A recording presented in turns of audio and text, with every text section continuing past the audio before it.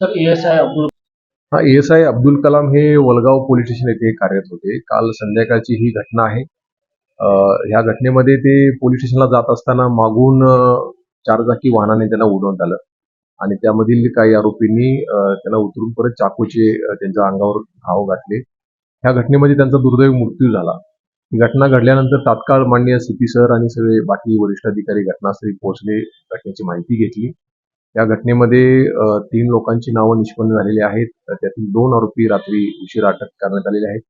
त्यातील एक आरोपी या घटनेमध्ये जखमी आहे. तो सध्या हॉस्पिटलमध्ये उपचार घेत आहे. त्यालाही सुद्धा डिस्चार्ज झाल्यानंतर अटक करण्याची कारवाई करण्यात येईल.